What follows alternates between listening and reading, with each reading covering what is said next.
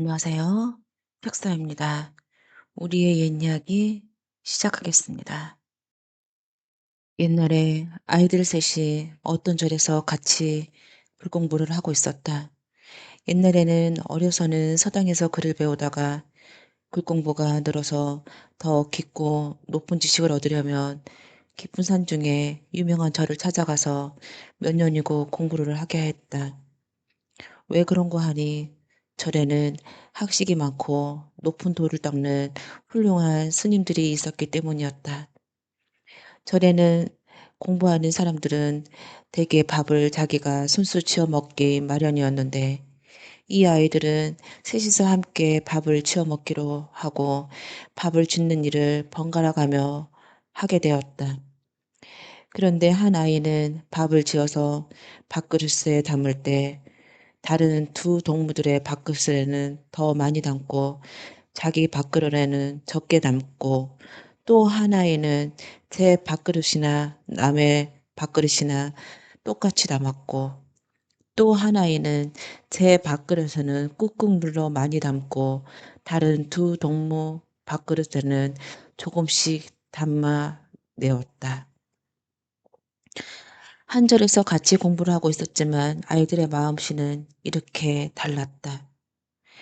몇 해를 공부했는지 공부를 마치고 세 아이들은 서로 작별을 하고 각자 집으로 돌아갔다. 그런 뒤로 또 몇 해가 지났다. 아이들은 자라서 제 구슬을 할 만한 어른들이 되었다. 자기 밥을 적게 담고 다른 동무의 밥을 많이 담던 아이는 마음씨가 착하고 어질기 때문에 훌륭한 돌을 닦아서 신선이 되었고 제 밥이나 동무들 밥이나 똑같이 나눠 담던 아이는 공평한 마음씨를 가졌기 때문에 과거를 봐서 감사가 되었다. 그런데 자기 밥은 많이 담고 다른 동무의 밥은 적게 담던 아이는 마음씨가 못되고 욕심꾸러기였기 때문에 일찍 죽어 구렁이가 되었다. 우리나라에서는 심술궂고 욕심 많은 사람들어 구렁이 시보라고 하게 되었는데 바로 이 때문이었다고 한다. 감사가 된 아이가 벼슬을 살 곳으로 떠나기 위해 여러 하인을 데리고 감사 행차를 꾸려서 길을 떠났다. 그런데 가는 도중에 신선이 된 동무가 있다는 산에 다가와 감사는 서로 헤어진 뒤로 오랫동안 만나지 못했던 옛날 동무를 찾아 그 공부하던 시절의 이야기도 할 겸 지금 어떻게 지내고 있는가 보고 싶은 생각에 따라오는 사람과 하인을 보고 네, 이 산 중에 좀 볼 일이 있어서 얼른 다녀올 테이니 너희들은 내가 다녀올 때까지 여기서 기다리고 있어라 하고는 혼자서 산으로 들어갔다.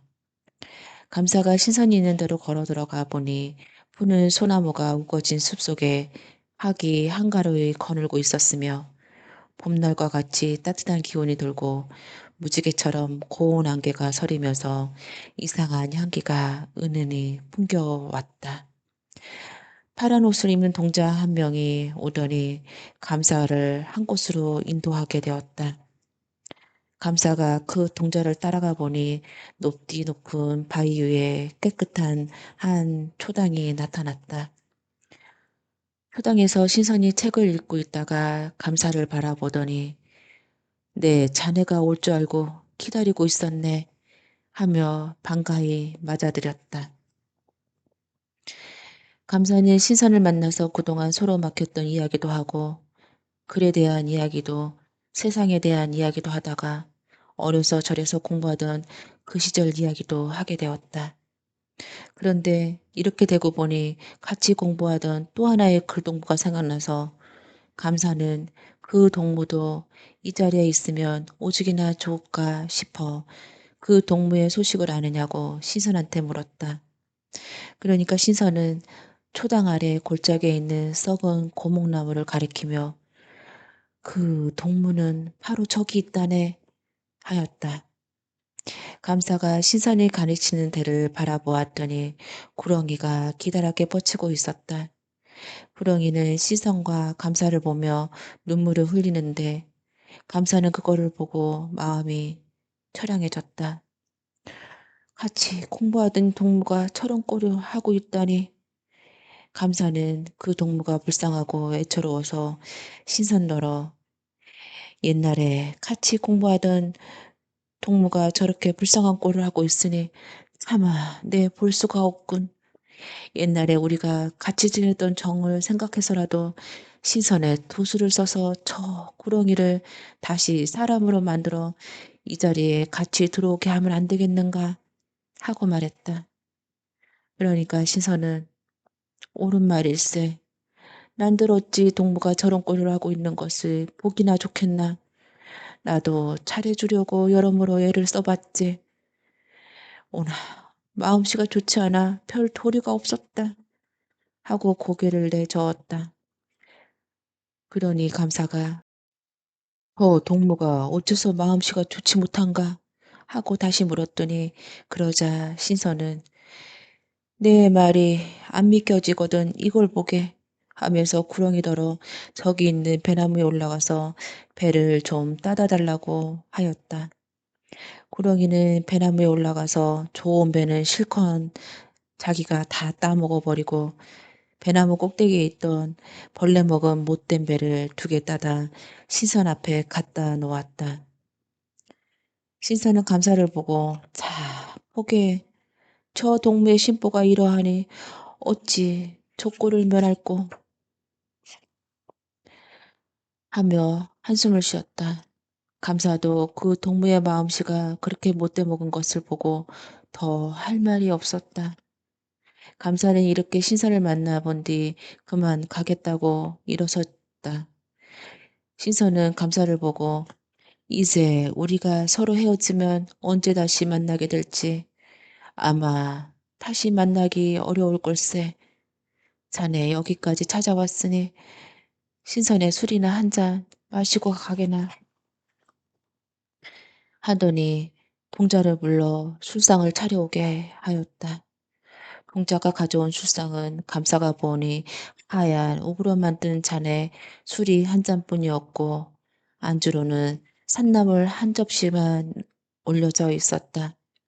감사는 이거를 보고 오랜만에 찾아온 동물을 대접한다는 게 겨우 이거냐 싶어 신선의 술이라니 한 잔 마셔보고도 싶기도 하고 해서 술잔을 들어보았다.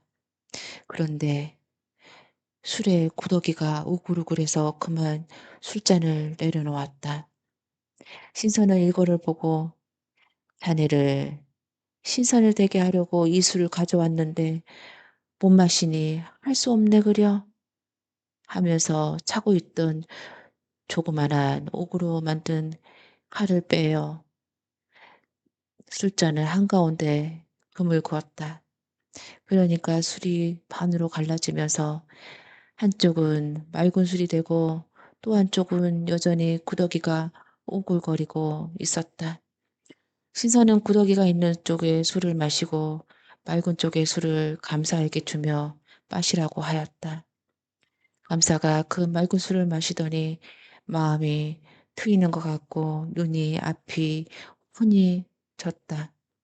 만일 구더기가 들끓는 술을 마셨더라면 감사도 마음이 훨씬 더 맑아지고 지혜도 터지고 묘한 도술도 부리며 늙지도 죽지도 않는 신선이 되었을 텐데 신선이 못될 팔자라 어쩔 수가 없었다. 감사는 신선과 작별을 하고 산에서 내려왔다.